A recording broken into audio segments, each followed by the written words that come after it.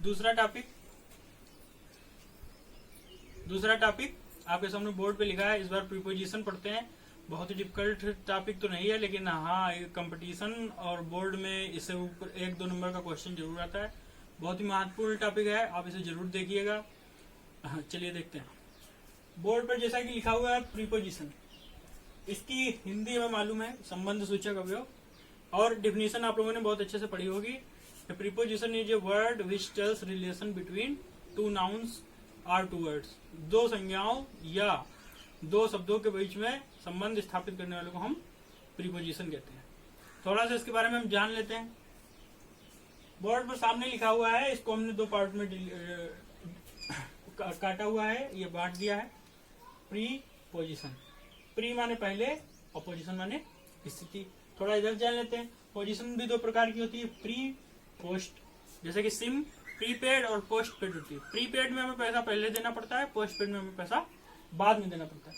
तो पोस्ट मतलब जब स्थिति बाद की भी हो सकती है, स्थिति पहले की भी हो सकती है, लेकिन यहाँ पर प्री पोजिशन है तो हमारी स्थिति कहाँ रहेगी, पहले।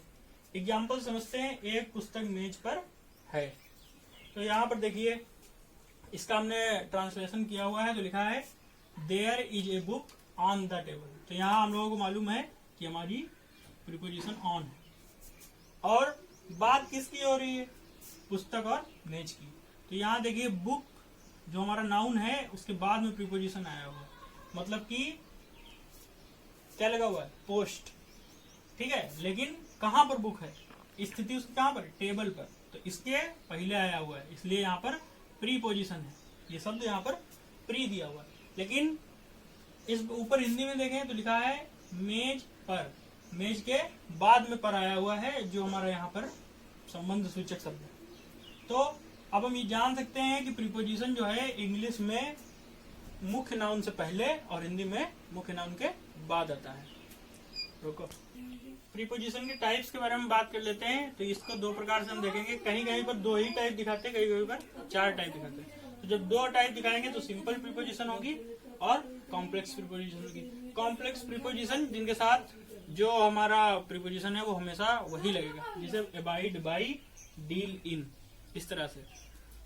ठीक है, एग्री विद, एग्री टू, इस प्रकार से जो आएगा प्रीपोजिशन जिसे हम बदल नहीं सकते, उनका अर्थ बदल जाएगा, तो वो कॉम्प्लेक्स प्रीपोजिशन में आएगी जो फिक्स्ड है।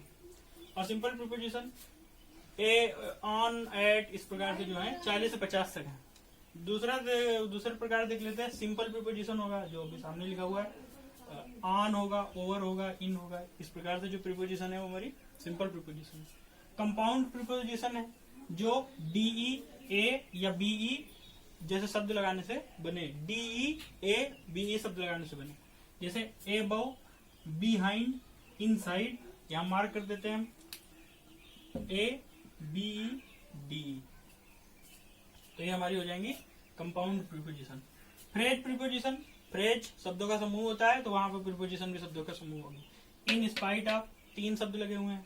इंस्टेड ऑफ, इस प्रकार से जो भी प्रीपोजिशन होगी हमारी फ्रेज प्रीपोजिशन है। लास्ट प्रीपोजिशन जो हमारी टाइप है वो है पार्टिसिपल प्रीपोजिशन। तो यहाँ पर लगा हुआ है when present participle comes without noun or pronoun. जब प्रेजेंट पार्टिसिपल बिना किसी नाउन या प्रोनाउन के आए तो it works like a preposition. तो यह प्रीपोजिशन की तरीके से काम करता है। जैसे यहाँ पे लिखा हुआ है रिगार्डिंग, कंसिडरिंग, इट्सेट्रा। तो रिगार्डिंग, कंसिडरिंग हमारी प्रेजेंट पार्टिसिपल होंगी जब उनके आगे पीछे कोई भी नाउन या प्रोनाउन नहीं आएगा। प्रीपोजिशन के यूज में पहली 3 प्रीपोजिशन सामने लिखी हुई है, ए, ऑन, अबव, ओवर। तीनों का मतलब ऊपर या पर होता है। देखते हैं तीनों को कहाँ पर और कहीं कैसे लगाएंगे। ऑन का प्रयोग तब करेंगे जब कोई चीज किसी दूसरी चीज के ऊपर रखी हो और दोनों की सरफेस मिल रही हो। जैसे there is a book on the table. तो देखिए टेबल इस प्रकार से होगी तो बुक उस पर इस प्रकार से रखी होगी, दोनों की सरफेस मिलेगी, तो इसलिए हमने यहाँ पर ऑन लगाया हुआ है। एबव का प्रयोग तब करेंगे हम जब कोई चीज हमारे ऊपर तो है लेकिन उसने हमें घेर नहीं रखा है। ठीक है, तो जैसे लिखा है यहाँ पर there is a fan above us. तो जो पंखा है वो हमारे ऊपर तो है लेकिन उसने हमें घेर नहीं रखा, वो एक निश्चित जगह पे लगा हुआ है। ओवर का प्रयोग तब करेंगे हम जब कोई चीज किसी वस्तु को कम से कम 2 तरफ से घेरे होगी।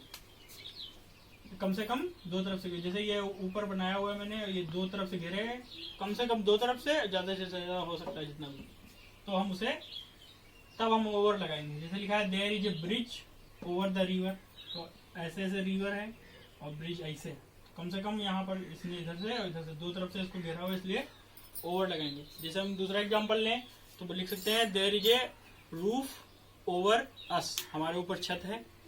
इस प्रकार से ऑन, ओवर और अबव नॉर्मल बेसिक यूज यहाँ पर इनके दिए हुए हैं। नेक्स्ट वीडियो में आपको इनके और ज़्यादा यूज बताऊंगा।